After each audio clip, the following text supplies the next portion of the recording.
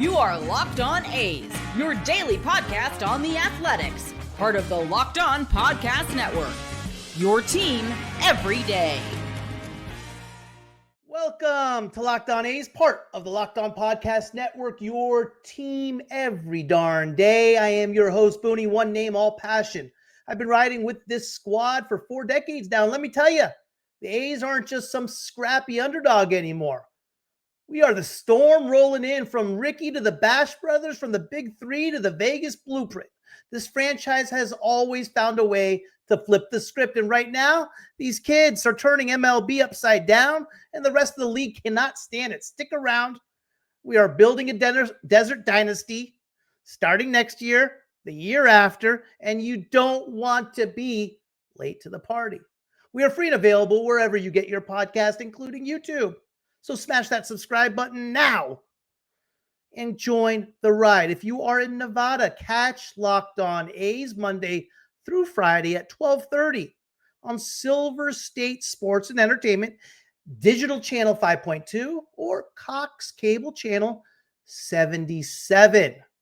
This episode is brought to you in part by FanDuel. Right now, new customers can bet just $5, and if your bet wins, you will get $300 in bonus bets to use across the app. Download the app today. The 2025 A season has officially come to a close, and with it, the final chapter of Locked On A's postgame for the year. We will be around every single day, Monday through Friday, in the off season to get you caught up on everything that is going on with the A's. The last matchup against the Royals wasn't just about 9 innings of baseball. It was about everything this team has stood for all season long, from playing spoiler down the stretch to flashing the kind of young talent that has the rest of baseball on notice. The A's closed the book on Sacramento for 2025 with grit, pride, and a message to the league. The Desert Dynasty is coming. It's coming year in, year out. We still have 2 more years in Sacramento. In this episode, we got a lot to cover. A lot to cover in this episode. Stick around for the end. I got a special thank you for all you guys. So do me a huge favor. Stick around to the end. I put something together for you guys. I want you to watch it. Again, I said this in the last episode, off-season content. What do you guys want to see? You tell me. Up to you. Arizona Fall League, October 6th. We got 6-7 players going to the Arizona Fall League. I'll tell you who. Off-season wish list. What do you guys got? I got my wish list. 2026. What do you want to see change with regard to the A's in 2026? It can do with anything. Organizational, player-wise, management-wise. What do you guys want to see in 2026? Who was your MVP of the season? Who was your biggest disappointment? I will tell you mine. And of course, we'll go through the season recap first. Royals series didn't go the way we wanted, right? Last 2 games, we came out a little rough. What's up, RD Moss? I am so glad Kotsay gave Shea the day off so he could be fresh for the preseason. We don't know. Tim, I know you're upset about that too. We don't know the conversation him and Shea had, right? I don't think this was a situation where Shea wanted to play and Kotsay said, sit down. It may have been, I don't know. It's the last game of the year. The game didn't mean a whole lot. I get what you're saying, but at the same time, we don't know what went on behind closed doors. This was an unserious lineup. I agree with you there. The whole game was a little unserious, Tim. Everything that was going on with regard to the game, the substitutions, the bullpen-wise, Rooker walking, getting taken out in order for him to play 162. I get it. Everything was a little unserious about the game. All but 2 series finales, Kotsay didn't put in a bench guy here. He empties the bench like the right? Yeah, I see your point. Someone needs to tell Kotsay to start winning instead of being lappy for player development. Again, we don't know what went on behind closed doors, RD. I hear what you're saying. Game 1, 6-2. It didn't mean a whole lot. I get it, though. Bobby, Booney, your interview with Zenny this year was the best interview anyone Aisley and the Oakland's nuclear bomb science truth feel bad. Oh, I appreciate that. Yeah. Put a lot of Zenny knows his stuff, man. Zenny definitely knows his stuff with regard to the A's situation. Zenny's is just at such a high level when it comes to what a city needs to do as far as building a stadium and everything that goes into it. It was tough to understand when I did the interview, and it took me forever to actually just be able to translate what he said, and so normal people who are not familiar with that field could understand it. I'm glad you liked it. I appreciate that. One thing is obvious to me about the A's next season is that Kotsay needs to seriously grab another gear, and how he manages turn off the rebuild mentality. Yes, that was one thing I was disappointed in from the beginning of the year, Bob, was from the get-go of the season, it was like, hey, we just want to improve on the 69 wins the club had the year before. And in my head, I'm going nuts. I'm like, what are you talking about improve on that? We're a much better team than that. We're a playoff contender this year. And that's without Kurtz coming up. We had a good team, man. We had a really, really good team. So I was disappointed in the expectations they held right off the bat. And it showed how he used Mason Miller at the beginning of the season. It was wild. So yeah, I agree with you. Sam, can we let go of the female that sits along? Oh, Janny Canvar. Yeah, that's one thing. I mean, listen, guys, at the end of the day, I don't care what you do. I want a serious organization. And one complaint I do have about the announcing and who came to the table, the professionalism I thought was a joke. I didn't like them at all. I've made that clear from the beginning of the season. And my point of it was that you would never hear a Cubs announcer or a Mets announcer or any other professional franchise announcer announce the way Dallas Braden and Jenny Canvar did, like a couple sixth graders. It would not be tolerated by another fan base. And why are the A's treated differently? Why did we have to go through that? I didn't like it. I've made that clear all year long. This isn't anything different. I'm going to tell you exactly what I think. Badeau, yeah, RD, yeah, we saw some Badeau today, and Mitch Spence, right? They had glaring holes, both of them. Both of them had some glaring holes in what they did today. I don't see either of them being on the 40-man roster next year. I don't know how you can right now. For me, that would just be an absolute disservice to other pitchers out there. Yeah, but Badeau had a hard time. He had so much promise coming in. I was high on him. Jay Souls, how are you, buddy? Thank you, Booney, for it's been hard for an Australian to talk A's baseball, but now I have a great community to talk. Hey, greatest community ever, man. And Jay Souls, do me a favor, stick around to the end. It's a thanks to guys like you. Offense went out sad. Defense is sad. And Jacob Wilson, no. Angelo, Jacob Wilson's Steve was good. He had one of the higher percentages. Sure, he made his errors. He played shortstop. He's young. He also made some great plays. Yes, I agree with you yesterday as far as the one Langoliers through to second, through to stealing second. He should have got in front of that instead of picking it. Yes, he made his mistakes. No question about it. But I would not call him a bad defensive shortstop by any amount of imagination. I thought he played very, very well at shortstop this year. Sure. Did he have certain plays like yesterday that he's going to need to learn from? Yes. And you make a good point on that one. That's one he needed to get in front of, block it before it got to center field. I agree with you on that one, Angelo. Nick Kurtz, for me, probably 35 homers, 36. The last three came a little bit in blowouts, right? I could only listen to audio today to black out what seemed every bit hit. Jeez, Blade.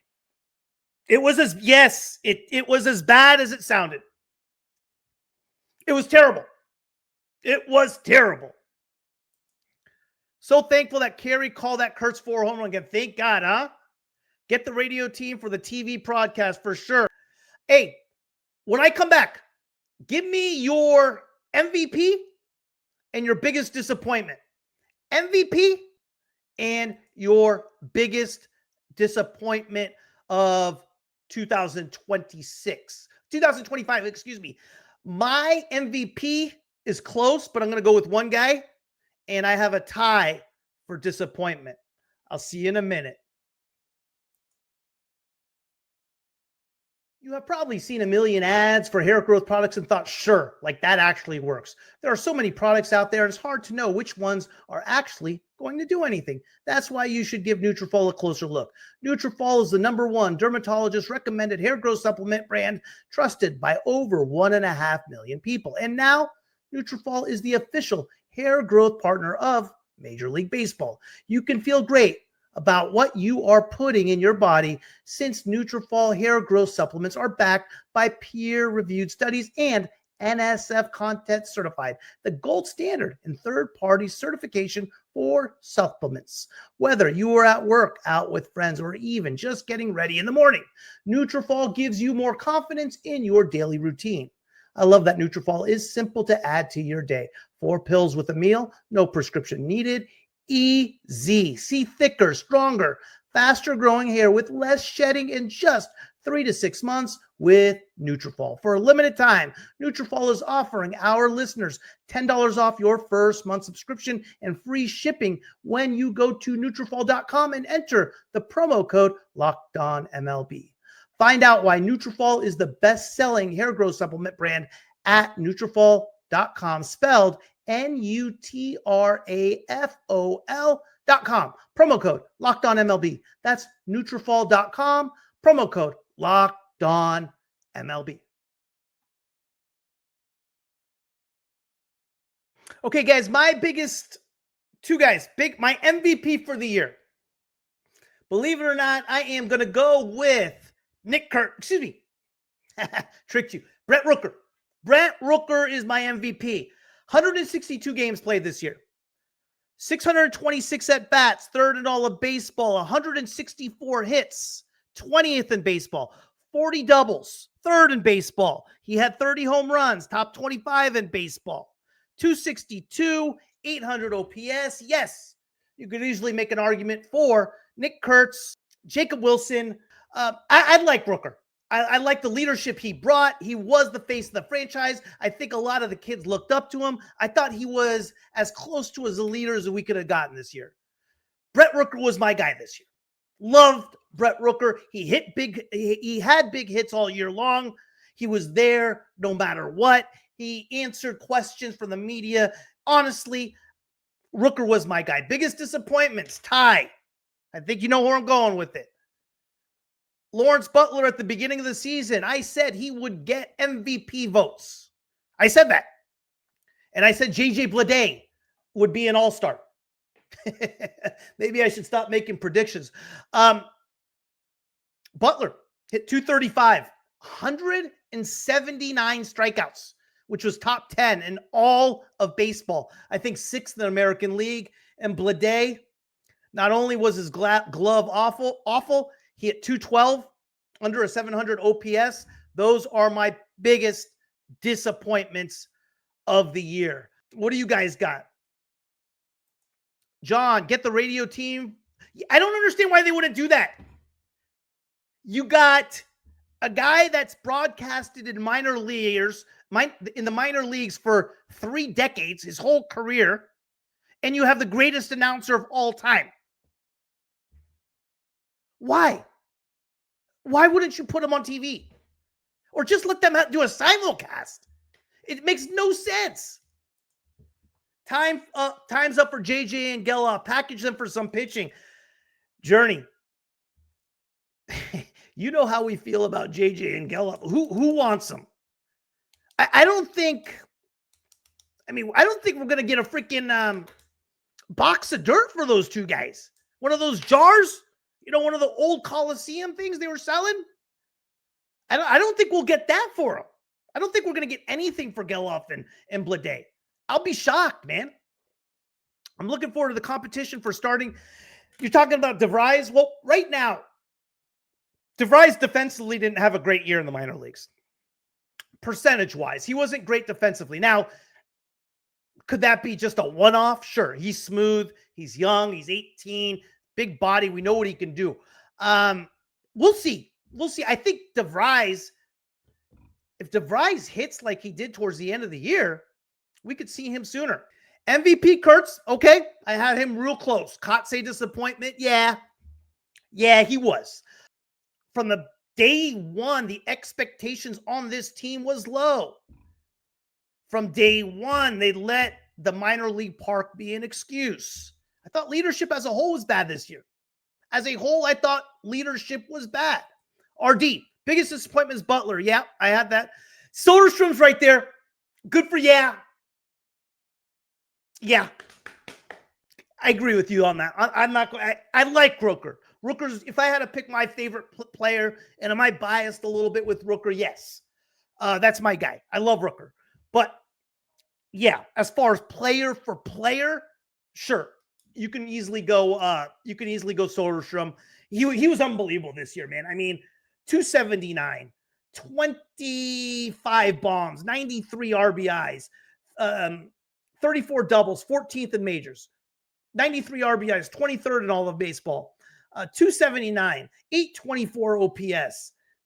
He was awesome. 156 games, too. He played two different positions. He was phenomenal this year. Good call, RD. I'm with you.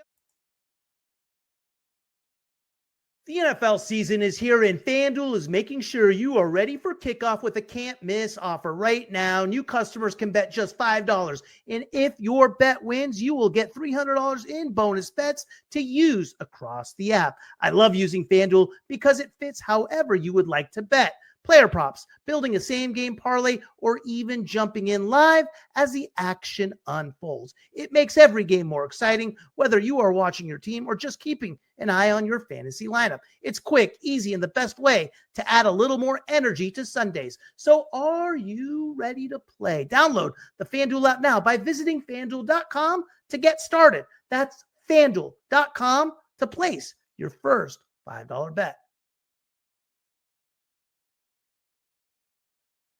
Thank you for making Locked On A's your first listen every day. For your second listen, find the all-night Locked On MLB Game Night every game, every night, until a World Series champion is crowned. Get local analysis on a national scale.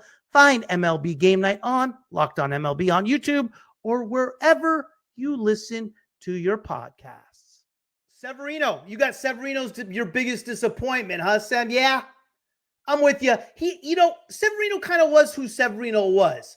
I didn't really expect Severino to have any type of lightning numbers like an ERA in the low threes or in the twos. He is who he is. And when you really look at his numbers over the year, he was 8-11. He pitched a ton of innings, 4.54 ERA. Leadership, I thought, was going to be a little bit better. I was a little disappointed in his comments at the beginning of the season, but he was good. I mean, he had some great outings in Milwaukee, in San Francisco, in Seattle, but he had some really good outings. MVP Shea, Shea also, though, I want to see Shea start doing it when it matters. Shea was on fire since Washington, in Washington. Before that, he was hitting 220. For a while there, I was looking up until the series in Washington, and actually after Washington got cold a little bit, he was one of my biggest disappointments. He was in the 220s before he absolutely got on a tear. Kurt's MVP, I agree, biggest disappointment is Butler considering his second half last year. Yeah, and he had a decent second half this year as well. Gene, I feel like the season felt better than it really was because it was a horrible previous seasons. Yeah, I see what you're saying. But you also got to remember, Gene, for a while there in the second half, with about 25 games left in the season, 20 games, we were only ahead by 2024's pace by like 1 or 2 games. It wasn't like, we ended strong. The last month or so of the season made the season. Kurt's homering in his last rookie at bat was fitting. Hey, that's a good call, Tim. It was fitting, wasn't it? Boney, once the A's make a playoff push, do you see some of the Oakland fans reluctantly coming back? Yeah, I do. I think what's also starting to be apparent as well, as more of the expansion talks happen with Major League Baseball. We're seeing that Oakland's not even giving an effort at gaining one of these teams. There's no effort. And the reason there's no effort is because they can't afford it. The city's screwed up. They can't do it. So yeah, I do, especially with the young group we have. They're going to start realizing, now, one thing that is Fisher's fault. He didn't retain players. He didn't invest in the team. The A's right now are a bad product. With that being said, the A's departure from Oakland is a lot more on the city than it is on Fisher. When Dave Kaval worked with Senator Nancy Skinner and developed Senate Bill 293 Skinner, that showed right there the A's had every intention to stay in Oakland. The city couldn't do what it needed to do to execute the bill.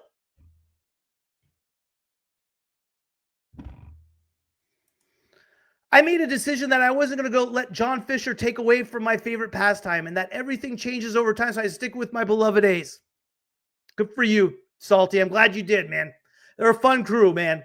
And at the end of the day, guys, it's about the A's.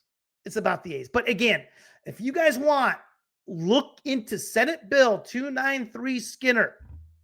Dave Kaval working with Nancy Skinner is proof in itself that the A's did everything they could to stay in the city. Fellas, thank you. Thank you. Thank you. Thank you. Like I said, 5 days a week, I will continue to cover the A's Monday through Friday. Anything you guys want me to cover, shoot me a message on X. Email me at lockedonathletics@gmail.com. If you guys want to come on the show and talk A's baseball, always welcome. Any of you are always welcome. Remember, at the end of the day, this is your show. At the end of the day, this is about you. This really is. It's about us. It's about the fans. Stick around is a thank you video to you guys. A thank you video to you guys. Tonight is the end of a ride I will never forget. When the season began back on opening night in Seattle, I had no idea what I was getting into. Hosting Locked On A's was the first time I'd ever stepped behind a mic to do something like this. And to say it was a learning curve would be an understatement. I came in with opinions, plenty of passion, and a whole lot of love for this ball club. What I didn't expect was how much your support, your feedback, and your daily listenership would fuel me to keep going. No matter how tough the games or the headlines got. This year was unlike any other in franchise history. We opened on the road in Seattle, uncertain of what this season would hold. And from that very first pitch, you could feel the A's story was going to be different. Not just because of the wins and losses, but because of the looming questions, the relocation talks, the youth movement, and the drama that never seemed to take a night off. Through it all, we showed up here after every game, breaking it down, calling it like it is, and building something bigger than just a post-game show and a daily show. From the early growing pains to the mid-season flashes of brilliance, this team gave us plenty to talk about. We rode the highs of the walk-off wins, breakout performances, and the rise of the kids who are destined to make noise next year and beyond in Vegas. We also had to sit with the lows, bullpen meltdowns, managerial missteps, and 20 of 21 losses. But that's baseball. It's cruel, it's beautiful, and it never runs out of stories. And man, the Dreamcrusher stretch down the final weeks. That's the kind of baseball this fan base lives for, knocking contenders off balance, reminding the league that no matter the payroll or the politics, the A's are still capable of ruining someone else's October plans. It was a glimpse of what's to come, a preview of a young, hungry core that's learning how to punch above its weight and won't be pushed around much longer. I've probably argued with just about everyone this year, you name it. A's announcers, beat writers, rival podcasters, and even some of my own listeners and diehard fans from the Bay Area. And I don't apologize for it. Every time I raised my voice, called someone out, or pushed back, it came from one place: passion. I want better for this fan base. I want better for this organization. I have spent the entire season fighting the lazy narrative, exposing the spin, and demanding more from the people who cover and run this team. Some people didn't like it. Some people blocked me, muted me, bashed me, or swore they would never listen again. But I'd rather be the one taking the heat than sitting quietly while the franchise and its fans get shortchanged. Because that's what being an A's fan is. It's about fighting for the green and gold, even when it's uncomfortable. As for me, this was more than just a season. This was a chance to connect with all of you, to share my takes, to argue, to celebrate the event, and to be part of a community that refused to be silenced. Whether you tuned in Sacramento, Vegas, the Bay, or anywhere across the country, you made this experiment into something real. You turned one fan with a mic into a host with a purpose. Because I tell you, for a while there, I didn't know how long I was going to continue doing this. So tonight, as we wrap the season, I just want to say thank you. Thank you from the bottom of my heart. Thank you for sticking with me through every rant, every stat drive, every sarcastic jab, and every late night recording session. You gave me the confidence to keep showing up, and the belief that this show mattered. Hosting this podcast was brand new territory. Your loyalty made it feel like home. The season is over, but the story is just beginning. The A's are stacking chips for next year and beyond. And we have been here for the foundation. When the Desert Dynasty finally rises, we will all look back at this season as the one that hardened us, tested us, and reminded us that being an A's fan is never about taking the easy road. It's about loyalty, it's about resilience, and it's about belief that the best is still ahead.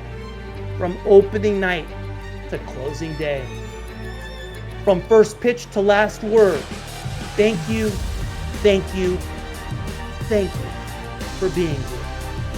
This has been Locked On A's. One name, all passion.